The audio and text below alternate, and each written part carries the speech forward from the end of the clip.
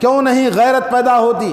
اس مسجد کے ذمہ داروں کو، علماء کرام کو، معاشرے کے ذمہ داروں کو فکر ہونا چاہیے۔ یہ مسجدیں ویران ہو چکی ہیں، قرآن و سنت کی تعلیم سے محلے خالی ہو چکے ہیں۔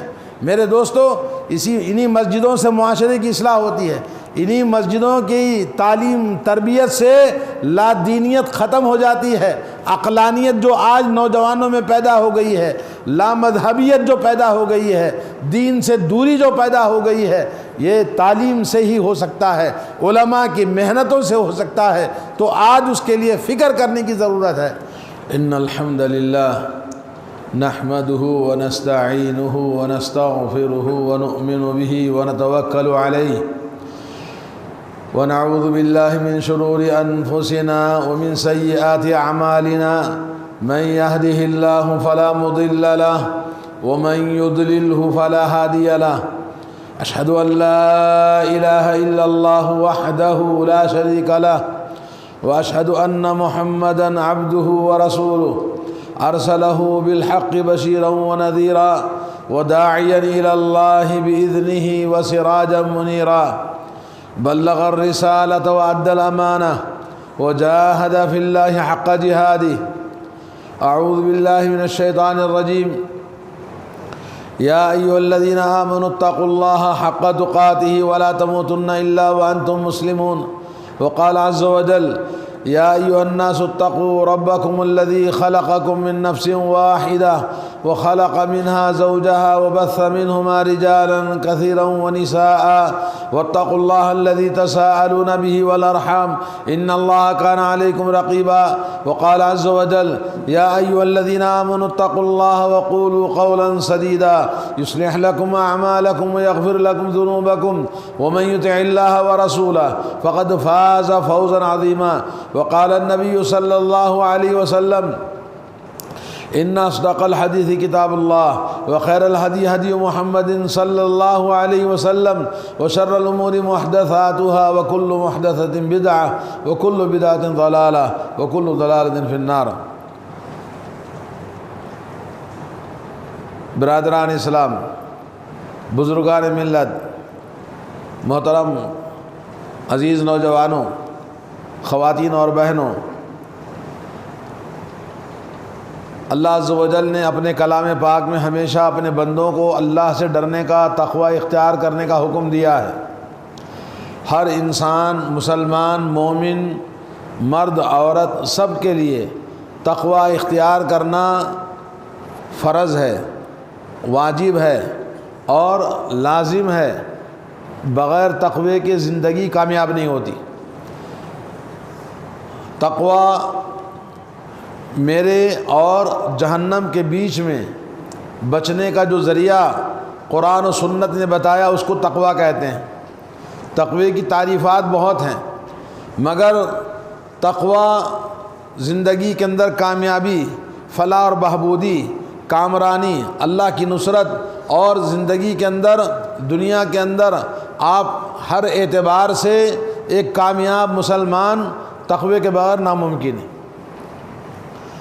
اور آخرت میں اللہ کی رضامندی، جنت کا حصول، جہنم سے نجات اور کامیاب انسان بغیر تقوی کے ناممکن ہے۔ تو ہر انسان کو تقوی کی فکر کرنا ہے۔ سب سے پہلے بنیادی دنیا اور آخرت کی کامیابی اور کامرانی کے لیے تقوی ہمارے لیے بہت ضروری ہے۔ اللہ تعالی ہم سب کو تقوی اختیار کرنے کی توفیق عطا فرمائے۔ قرآن مجید میں اللہ عز و جل نے وَاعْتَصِمُوا بِحَبْلِ اللَّهِ جَمِيعًا وَلَا تَفَرَّقُوا، اللہ کی رسی کو سب مل کر مضبوطی کے ساتھ پکڑ لو، تھام لو، آپس میں دین کو نہ بانٹو، رسی کو نہ توڑو، اللہ کی رسی کو ٹکڑے ٹکڑے کر کے آپس میں نہ بانٹ لیں۔ رسول اللہ صلی اللہ علیہ وسلم ہر جمعہ کو لوگوں کو یہی خطبہ دیتے۔ 3 آیتیں تلاوت کی جاتی جس میں تقوی کا حکم ہے۔ اللہ سے ڈرو جیسے ڈرنے کا حق ہے، تمہاری موت نہ آئے مگر ایمان پر مرنا، مسلمان ہو کر مرنا۔ اور فرمایا اے لوگو اس پروردگار سے ڈرو جس نے تمہیں ایک انسان سے اس کا جوڑا بنایا، آدم اور حوا، پھر ان دونوں سے بے شمار مرد بے شمار عورتیں پیدا فرمائیں۔ اس پروردگار سے ڈرو جس نے تمہاری آپس میں رشتہ داریاں تعلقات بنائے جو ایک دوسرے سے مدد مانگتے ہو، اور یقیناً اللہ عز و جل ہم سب کا نگہبان نگران ہے۔ اور تیسری آیت میں فرمایا اے ایمان والو اللہ سے ڈرو، اور جب بات کہو تو بھلی اور سیدھی بات کہو، اور جو شخص اللہ سے ڈرتا ہے، سیدھی بات کرتا ہے، اور اللہ اور اس کے رسول صلی اللہ علیہ وسلم کی اطاعت و فرمانبرداری کرتا ہے تو دنیا اور آخرت کی تمام کامیابی کامرانی اللہ تعالیٰ اس کو عطا فرماتا ہے۔ تو ہمیں ان آیتوں میں نبی علیہ الصلوۃ والسلام تقوی اختیار کرنے کا حکم دیا۔ آج جو بات آپ کے سامنے بتانا چاہتا ہوں، سب سے پہلے اپنے لیے آپ کے لیے تقوی کی وصیت کرنے کے بعد، ان عدت الشہور عند اللہ 12 شہرا فی کتاب اللہ یوم خلق السماوات والارض منها 4 حرم، فرمایا اللہ تعالیٰ کے نزدیک سال کے 12 مہینے ہیں اسی دن سے جس دن اللہ عز و جل نے آسمان و زمین کو پیدا فرمایا۔ ان 12 مہینوں میں 4 حرمت والے مہینے ہیں۔ ان 4 حرمت والے مہینوں میں سے ایک مہینہ رجب کا ہے، جو شعبان رمضان سے پہلے آتا ہے۔ اس کو حدیث میں رجب مضر کہا جاتا ہے، اس لیے کہ قبیلے مضر کے لوگ رجب کے مہینے کی بڑی تعظیم کرتے تھے۔ آج جس طرح سے شیطان نے مسلمانوں کو گمراہ کیا ہے، رجب کا مہینہ شروع ہوتا ہے، رجب کے بعد شعبان کا مہینہ آتا ہے۔ یہ 2 مہینے بڑی فضیلت والے ہیں۔ رسول اللہ صلی اللہ علیہ وسلم نے دونوں مہینوں کی بڑی فضیلت بیان فرمائی ہے، اس لیے کہ دونوں مہینے مقدمہ ہے کس کا؟ رمضان مبارک کا۔ رمضان مبارک جنت کا مہینہ، بخششوں کا مہینہ، نیکیوں کا مہینہ، ہر اعتبار سے اللہ کی رحمتوں بے شمار خوبیوں والا مہینہ ہے۔ اس مہینے کو پانے کے لیے ابھی سے تیاری مقدمے کے طور پر اللہ نے ہمیں رمضان کے مہینے سے پہلے رجب اور شعبان کا مہینہ، اب وہاں بھی اہل حدیث علماء ہوں یا دوسرے، یہ دعا پڑھتے ہیں ممبر پر، اللہم بلغنا رجب و شعبان، اللہم بارک لنا فی رجب و بلغنا رمضان، یہ دعا پڑھتے ہیں۔ یہ دعا صحیح نہیں ہے۔ محدثین نے بتایا اللہم بارک لنا فی رجب و شعبان، اے اللہ رجب کے مہینے میں، شعبان کے مہینے میں ہمارے لیے برکت عطا فرما، اور بلغنا رمضان، رمضان مبارک ہمیں نصیب فرما۔ یہ دعا جو پڑھی جاتی ہے یہ حدیث صحیح نہیں ہے۔ جو حدیث صحیح نہ ہو، ضعیف ہو، قابل اعتماد اور قابل عمل نہیں۔ باقی رجب کا مہینہ فضیلت والا مہینہ ہے، اس میں اور تمام زندگی کے ہر مہینے میں، ہر وقت میں اللہ کے نبی صلی اللہ علیہ وسلم نے ہر خطبے میں یہ وصیت فرمائی، سب سے بہترین کتاب اللہ کی کتاب ہے، اور سب سے بہترین طریقہ، سب سے بہترین راستہ محمد الرسول اللہ صلی اللہ علیہ وسلم کا راستہ ہے۔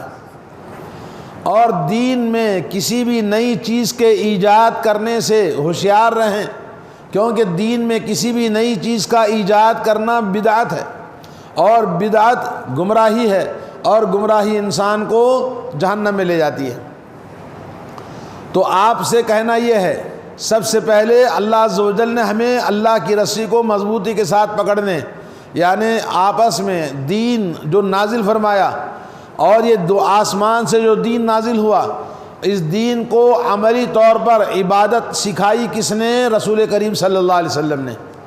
تو عبادت ہمیں کرنا ہے تو رسول اللہ صلی اللہ علیہ وسلم کی سنت کے مطابق۔ اسی لیے اللہ کے نبی نے کیا فرمایا؟ ایاکم ومحدثات الامور فإن کل محدثۃ بدعہ، خبردار بدعت کو ایجاد نہ کرنا، کوئی بھی نئی چیز ایجاد نہ کرنا۔ اور حضرت عرباض بن ساریہ رضی اللہ تعالیٰ عنہ کی حدیث میں فرمایا فإنہ من یعیش منکم فسیری اختلافا کثیرا، میرے بعد امت میں آپ دیکھو گے بڑے اختلافات رونما ہوں گے۔ ان اختلافات کے موقعوں پر آج 15ویں صدی میں ہم جی رہے ہیں، اور امت کے اندر ہمیشہ اختلاف افتراق موجود رہا ہے۔ حضرت عثمان رضی اللہ تعالیٰ عنہ کے زمانے سے جو شیعہ پیدا ہوئے، جو رافضی پیدا ہوئے، اور اسی طرح سے خوارج پیدا ہوئے، اور آج نہ جانے کتنے فرقے ایسے ہیں، اور خود جماعت اہل حدیث کے اندر 7-8 قسم کے فتنہ باز، فتنہ پرور اور 3 قسم کے نوجوان پیدا ہوئے ہیں، آج موجود ہیں۔ تو ہمیں کتاب اللہ، سنت رسول اللہ، علیکم بسنتی و سنت الخلفاء الراشدین المہدیین، تمہارے لیے لازم ہے کہ تم اپنے زندگی میں میری سنت کو مضبوطی کے ساتھ پکڑے رہنا۔ میرے جان نشین خلفاء راشدین، تمام صحابہ کرام کی طرف اشارہ ہے، تمام جان نشین صحابہ کی سنتوں کو مضبوطی کے ساتھ پکڑنا، ان کے طریقے پر چلتے رہنا۔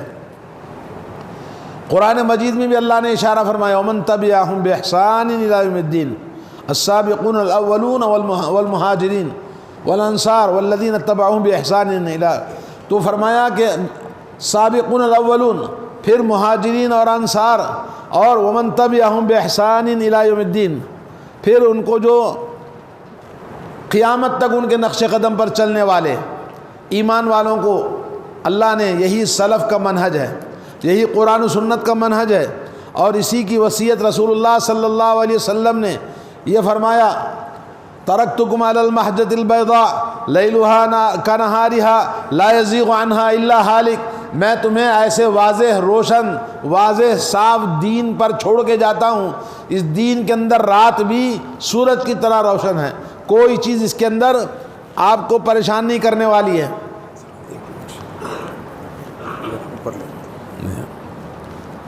تو آپ کو دین پر عمل کرنے میں کوئی دقت نہیں، کوئی اندھیرا نہیں، کوئی مشکل نہیں ہے۔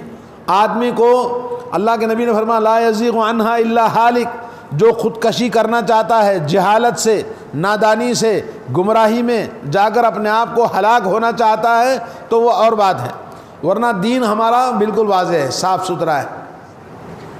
اور بلغ الرسالہ وادى الامانہ، اللہ تعالیٰ نے جو نبوت عطا فرمائی وہ نبوت آپ نے امت کو پہنچا دیا، اور رسول اللہ صلی اللہ علیہ وسلم نے حجۃ الوداع کے موقع پر فرمایا اے اللہ، یہ پیغام جس کا ذمہ دار آپ نے بنایا تھا میں نے امت کو پہنچا دیا، اللہم اشہد، اے اللہ تو گواہ رہنا۔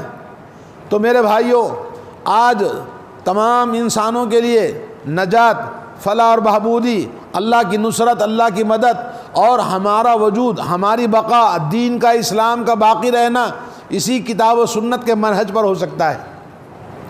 لیکن اسلام کو بانٹ دیا، جیسے اللہ کے نبی نے فرمایا ستفترق هذه الامه الى 73 فرقہ، یہ امت بڑھ جائے گی 73 فرقوں میں، فرمایا یہودی 71 فرقے، نصارہ 72 فرقے، اور میری امت ایک اور زیادہ 73 فرقوں میں بڑھ جائے گی، کلہم فی النار، سب کے سب جہنم میں، الا واحدہ، سوائے ایک کے۔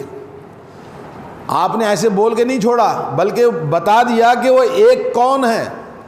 پوچھا من ہم، وہ کون لوگ ہیں؟ قال ما انا علیہ اليوم واصحابی، میں اور میرے صحابہ کرام آج جس منہج پر، جس نقش قدم پر، جس عمل پر، اور جس دین پر، جس علم پر زندگی گزار رہے ہیں، اسی دین پر، اسی نقش قدم پر، اسی منہج پر جو چلے گا وہ ناجی ہے، وہ کامیاب ہے، وہ اللہ کے پاس نجات پانے والا ہے۔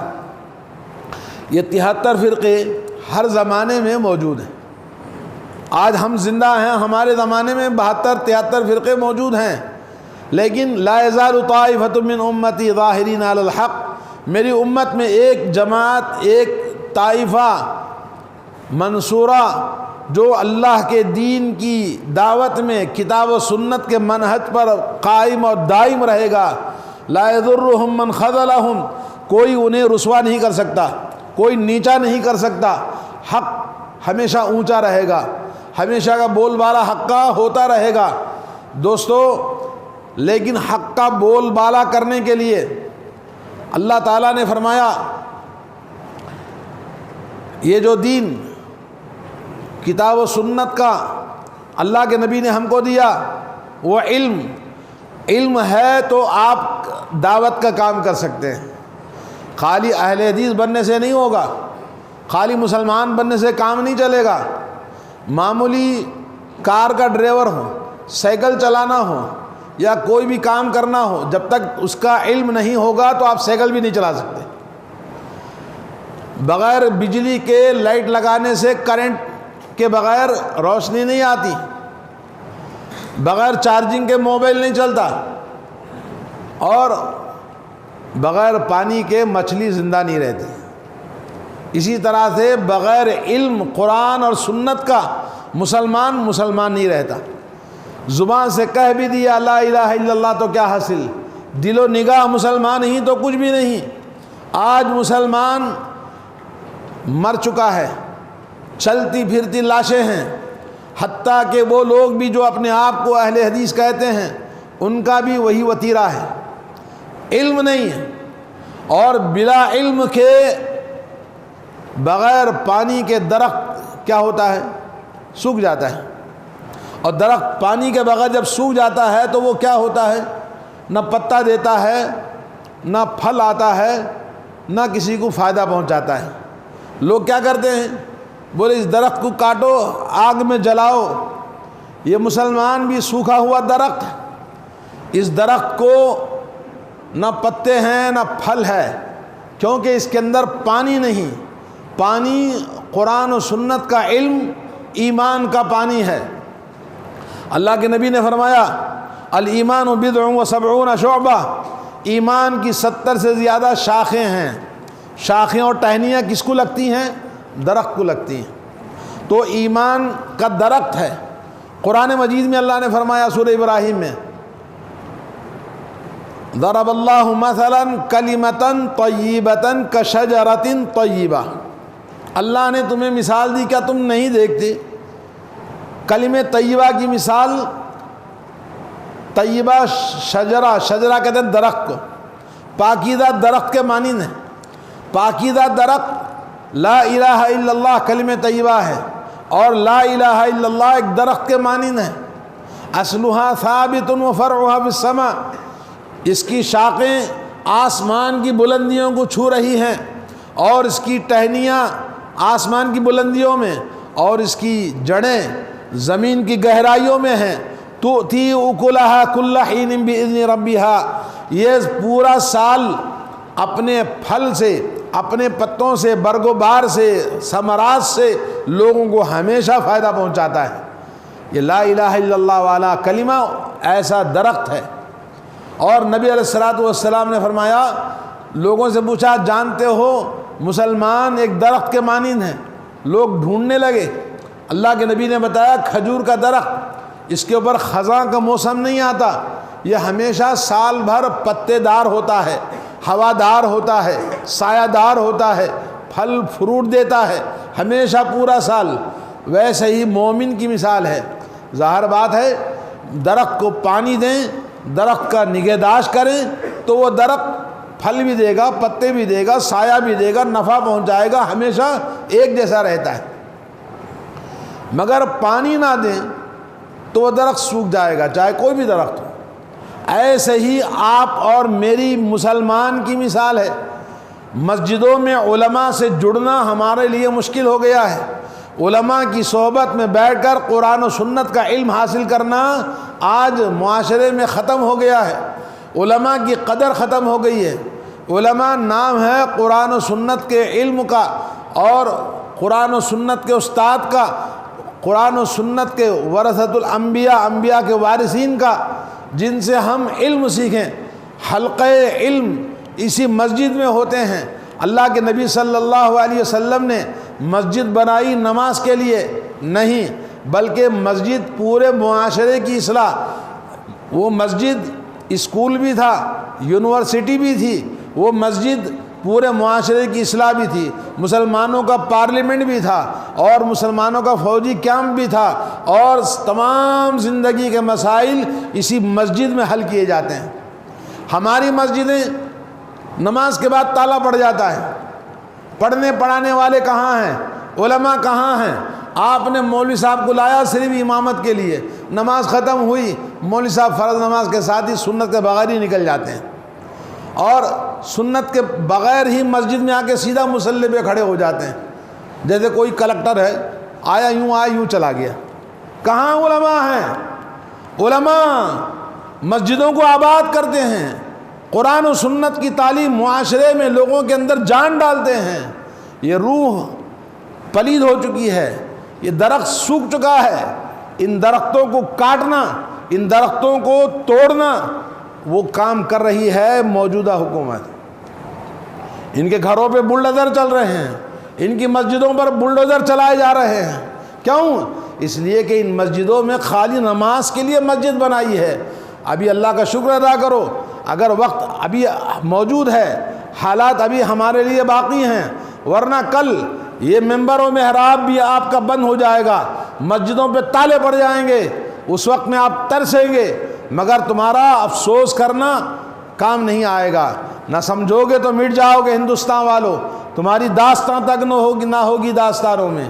اور یہ جو لوگ ہیں قرآن و سنت کا نام لینے والے، ہم اپنے آپ کو کہتے ہیں بھی ہم سنت پر چلتے ہیں، کہاں سنت پر چلتے ہو؟ کیا سنت کا پتہ ہے آپ کو؟ آپ کو پتہ ہے عقیدہ توحید کا، رسول اللہ صلی اللہ علیہ وسلم کی دعوت، آپ کی محنت، آپ کی کوششیں لوگوں میں توحید کو پیدا کرنے کے لیے، مکے کی 13 سال کی زندگی اللہ کی توحیدی کو لوگوں کے اندر پیدا کرتے رہے۔ اللہ کا کلام قرآن مجید یہ پورا کا پورا اللہ کی توحید کو بیان کرتا ہے، اور قرآن مجید اللہ تعالیٰ نے ہماری زندگی کا سسٹم بنایا، نظام حیات بنایا، ہمارے شادی بیاہ، بیوی، بچے، ہر قسم کے معاملات، زندگی ہمارے قرآن ہے، اور ہمارا معاشرہ قرآن ہے، اور ہمارا پورا زندگی کا سسٹم قرآن ہے۔ مگر اس قرآن کو پڑھنے والے کون ہیں؟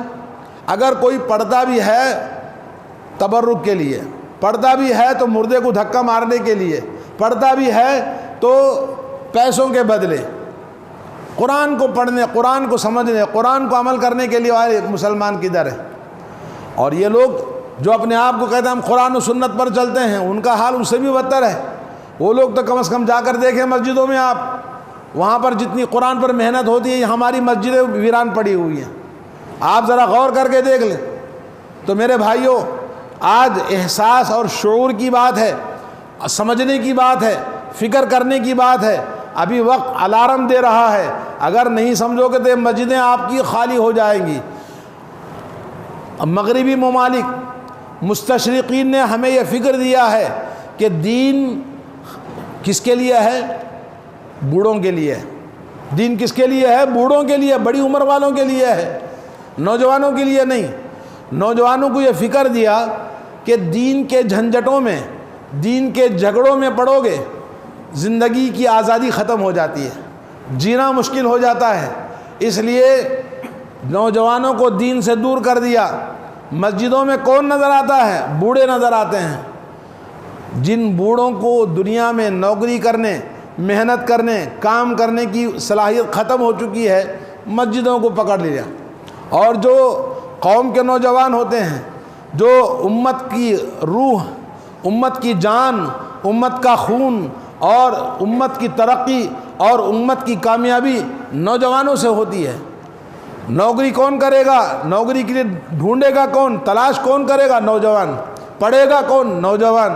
کام کرے گا کون؟ نوجوان۔ محنت اور مشقت کی طاقت کس کے پاس ہے؟ نوجوانوں کے پاس ہے۔ مگر نوجوانوں کو مسجدوں سے دور کر دیا۔ یہ نوجوان اگر نہیں سمجھیں گے، کل یہ مسلمان کا نام بھی ان کا ختم ہو جائے گا۔ اور اس پر پوری کوشش کی جا رہی ہے کہ نوجوانوں کو اسلام سے پوری طرح ختم کر دیا جائے۔ ختم کرنے کے لیے مختلف قسم کے انداز سے ہماری تربیت کی جا رہی ہے۔ ان تربیت کرنے والی چیزوں میں سے ایک موبائل بھی ہے۔ ہر محلے میں مسلمان نوجوان رات کے 12 سے لے کر صبح تک موبائل میں بیٹھے رہتے ہیں، اور بازاروں میں مسلمان نوجوان نظر آتے ہیں۔ جہاں بھی جائیے مسلمانوں کی کثرت بازاروں میں نظر آئے گی، غیر مسلموں کی نظر نہیں آئے گی آپ کو۔ مسلمان نوجوان آپ کو ہر جگہ ملے گا، غیر مسلم نہیں ملے گا۔ کیوں؟ ان کے پاس زندگی کا کوئی مقصد نہیں، ان کو اونچی سوچ نہیں، ان کا کوئی مستقبل نہیں، کوئی ایم نہیں، کوئی بڑا بننے کا جذبہ نہیں، اور اس کے لیے فکر، محنت، بھاگ دوڑ کرنے کا گائیڈ کرنے والا بھی کوئی رہنما نہیں ہے، کیونکہ ماں باپ جیسے جاہل اور ان کے پاس کوئی مقصد حیات نہیں ہے، ویسے ہی اولاد بنتی ہے۔ تو آج میں آپ کو رجب کے اندر ہونے والی بدعات، شرکیات، خرافات بیان کروں، اس سے پہلے ہم اپنے آپ کو سمجھیں۔ آپ کا صرف یہ سمجھنا کہ ہمارے پاس بدعت نہیں، ہمارے پاس شرک نہیں، ہم اچھے ہیں، فلاں ہیں، سب بیکار باتیں ہیں، شیطانی دھوکہ ہے۔ اگر تم کو مسلمان بننا ہے، اس قرآن و سنت کا علم حاصل کرنا، مسجدوں میں بیٹھنا اور ہفتے واری، روزانہ جیسے بھی ہوتا ہے، مولانا کو بٹھا کے ان سے علم حاصل کرو، اور اس علم کے ذریعے پھر دعوت کا کام کرو، نبی علیہ الصلوۃ والسلام کی سنتوں کو لوگوں میں نشر کرو۔ بازار میں، سڑکوں پر اکثریت آپ کو مسلمانوں کی ٹھیلے پہ بیچنے والے، بازاروں میں دکانوں میں لگا کر بیچنے والے، ان کو مسجد کو آنے کی فرصت نہیں، ان کو دین سکھانے والا کوئی نہیں، ان کے پاس کون جاتا ہے؟ ہرے جھنڈے والے جاتے ہیں، ہرے جھنڈے والے، ہری پگڑی والے جاتے ہیں، جا کر کہتے ہیں بیٹا تو بہت کام کرتا ہے، تیری دکان کو نظر لگے گی تو تیری دکان کی حفاظت ہو جائے گی، ایک تعویذ دیتا ہوں۔ بولے حضرت دو۔ تعویذ لے کے جیب میں رکھ لیا، 200 روپے لے لیا، 500 روپے لے لیا، چلتا رہا۔ اب وہ تعویذ رکھ کے مطمئن ہو گیا کہ اب میرے کچھ نہیں ہوگا، کوئی غیر مسلم مجھے نقصان نہیں پہنچائے گا۔ یہ عقیدہ بازار میں دے رہا ہے کون؟ ہرے جھنڈے والے، درگاہ پوجا والے۔ اور آپ کیا کر رہے ہیں؟ آپ خود جاہل ہیں، آپ کے اندر کوئی ایجوکیشن نہیں ہے، آپ کے اندر احساس نہیں، جذبہ نہیں کسی کو ہدایت دینے کا۔ وَمَنْ أَحْسَنُ قَوْلًا مِّمَّنْ دَعَا إِلَى اللَّهِ وَعَمِلَ صَالِحًا، اس سے اچھا دنیا میں کوئی نہیں ہے جو اللہ کی توحید کی دعوت دیتا ہے اور عمل صالح کرتا ہے۔ توحید کی دعوت دینے کے لیے، عمل کرنے کے لیے علم کے بغیر ناممکن ہے۔ علم کہاں سے آئے گا؟ مسجدوں سے آئے گا۔ علم کہاں سے آئے گا؟ علماء سے آئے گا۔ علماء کہاں ہیں؟ مسجدیں کہاں ہیں؟ ارے نماز پڑھے 4 رکعت، 10 منٹ کے اندر مسجد پہ تالا پڑ گیا، کوئی نظر نہیں آتا۔ اذان سے پہلے کوئی نظر نہیں آتا، اذان کے بعد بھی اکا دکا نظر آتا ہے، جماعت کھڑی ہوئی تو کچھ لوگ آتے ہیں۔ جمعہ کی فضیلت اتنی زیادہ ہے، ایک قربانی کا اونٹ کوئی زندگی میں دیا کبھی قربانی اونٹ کی اکیلا؟ اللہ کے نبی نے مفت میں ہر جمعہ آپ کو عطا فرمایا۔ اول وقت میں مسجد میں آؤ، پورے اونٹ کی قربانی آپ کے لیے، سبحان اللہ۔ دوسرے نمبر پر آؤ، گائے کی قربانی، پوری گائے میں حصہ لیتے ہو 7 آدمی مل کر۔ اللہ کے نبی نے کہا پورا اونٹ تیرا، گائے پوری تیری، اگر تو مسجد میں آ جائے جمعہ کے دن۔ لیکن بغاوت، نفرت، دین سے دوری، عداوت اور بے وفائی، دھوکے بازی رب ذوالجلال سے، شہنشاہ کائنات سے، اور ہاتھ اٹھا کے یا رب یا رب اللہ ہماری مدد فرما، غیر مسلموں سے ہمیں بچا لے، فلاں چیز کر لے، اللہ ہمیں مشکلیں کیوں آتی ہیں؟ تمہاری دھوکے بازیوں کو تو ذرا دیکھو، کس کی نافرمانی کر رہے ہو؟ اللہ کے نبی صلی اللہ علیہ وسلم نے کیوں فرمایا ہمیں؟ اور کہا تیسرے نمبر پہ جو مسجد میں آئے گا اس کے لیے بکرے کی قربانی فری میں، اور چوتھے نمبر پہ جو آئے گا تو مرغے کی قربانی، 5ویں نمبر پہ آئے گا تو کم از کم انڈا تو ملے گا۔ جب مؤذن نے اذان بولا، خطیب نے ممبر پہ چڑھا، تو اس کے بعد جمعہ آپ کا گیا، آپ کا جمعہ گیا، فضیلت آپ کو کچھ نہیں ملنے والی، کیونکہ اللہ کے نبی نے فرمایا دروازوں پر فرشتے رجسٹر لے کے کھڑے ہیں، جو آیا اس کا نام رجسٹر ہو گیا، کس کو اونٹ ملا، کس کو گائے ملی، کس کو بکرا ملا، کس کو مرغا ملا، کسی کو انڈا ملا۔ اب جیسے ہی خطیب صاحب آئے دفتر بند، بعد میں آنے والے کچھ نہیں، جمعہ کی نماز ہو جائے گی آپ کی، مگر ملنے والا کچھ نہیں ہے۔ اکثریت ہمارے مسلمانوں کی ایسے ہی ہے، تو پھر ایسے مسلمانوں سے کیا امید کریں؟ نہ علم ہے، نہ عقل ہے، نہ سمجھ ہے، نہ شوق ہے، نہ جذبہ ہے، نہ اللہ کے دین کے لیے کوئی احساس ہے۔ وائے ناکامی متائے کارواں جاتا رہا، کارواں کے دل سے احساس زیاں جاتا رہا، احساس بھی مر چکا ہے۔ ایسے نوجوانوں کی امت ہو، یہ نوجوانوں کی امت، تیاریاں ہو رہی ہیں آپ کے قتل کی، آپ کے گھروں کو جلانے کی، لا الہ الا اللہ کہنے والی مسلمان خواتین توحید پرست، ان کی عزتیں لٹیں گی اگر تم نہیں سمجھو گے۔ تمہارے سامنے تمہارے عزتوں کا نیلام ہوگا، تمہارے گھر جلیں گے اور تم ہوشیار نہیں ہوگے، اللہ کے دین کا اہتمام نہیں کرو گے، ختم ہو جاؤ گے۔ ایک طرف یہ دعوت ہے، دوسری طرف دین کو بگاڑا۔ آج لوگ دین کیا ہے کسی کے سمجھ میں نہیں آتا، کیونکہ وہ دین نہیں ہے جو رسول اللہ نے چھوڑا تھا۔ آج دین کیا ہے؟ جوس ہے، مختلف کوکٹیل جوس بولتے ہیں اس کو، مشکل۔ کسی کا دین کچھ ہے، کسی کا دین کچھ ہے، کسی کا دین کچھ ہے۔ کون سا دین صحیح ہے اسی میں ہم سمجھ نہیں پاتے، نوجوان سمجھ نہیں پاتا کہ اسلام کیا ہے۔ اسلام وہ اسلام جو قرآن و سنت والا ہے، اس کی دعوت دینے کے لیے علم کی ضرورت ہے، اور دوسرا یہ کہ قرآن و سنت کے علاوہ لوگوں نے اور دین بنائے۔ جیسے میں نے کہا 72 فرقے بنیں گے، ان فرقوں میں سے ہر فرقہ کہے گا کل حزب بما لدیہم فرحون، ہر فرقہ کہتا کہ ہمارے پاس جو ہے وہ ہم حق پر ہیں، سچے ہیں۔ کہتے ہیں جی صاحب ہمارے پاس دیکھو غیر مسلم بھی آ کے فاتحہ دلاتا ہے، مسلمان بھی آتا ہے، ہر قسم کے لوگ آتے ہیں، تو تمام قسم کے لوگ ہم کو مانتے ہیں اس لیے ہم حق پر ہیں۔ ان کو تو کوئی نہیں مانتا، مسلمان بھی نہیں مانتے، یہ حق پر نہیں ہے۔ مسجد میں 2 دعا ہوتی ہے، 2 دعا کرنا، کچھ لوگوں نے کہا نہیں بھائی ایک ہی دعا کافی ہے، جبکہ نہ ایک دعا ہے نہ 2 دعائیں ہیں، دونوں باطل بدعت ہے۔ لیکن کسی مسجد میں 2 دعا ہوتی ہے، نماز کے بعد ایک دعا، سنتوں کے بعد پھر ایک دعا، پھر فاتحہ، پھر اس کے بعد مٹھائی کی تقسیم ہوتی ہے۔ تو متولی صاحب کو بولا کہ بھائی ایک دعا کر دو، تو متولی صاحب نے کہا کہ دیکھو بھائی لوگ کہتے ہیں ایک دعا چاہیے، تو آپ ایک کام کرو، یعنی آپ کو مسئلہ سمجھانے کے لیے کیا کہہ رہے ہیں، یہ کاغذ رکھا ہے، یہ ڈبہ رکھا ہے، ڈبے کے اندر جس کو 2 دعا چاہیے 2 لکیریں ڈالنا، ڈبے میں ڈالنا، جس کو ایک دعا چاہیے 1 لکیر ڈالنا، ڈبے میں ڈالنا۔ ووٹنگ ہو رہی ہے کس کو؟ شریعت کے مسائل میں، اور جہالت کا دیکھو کیسا فیصلہ ہے۔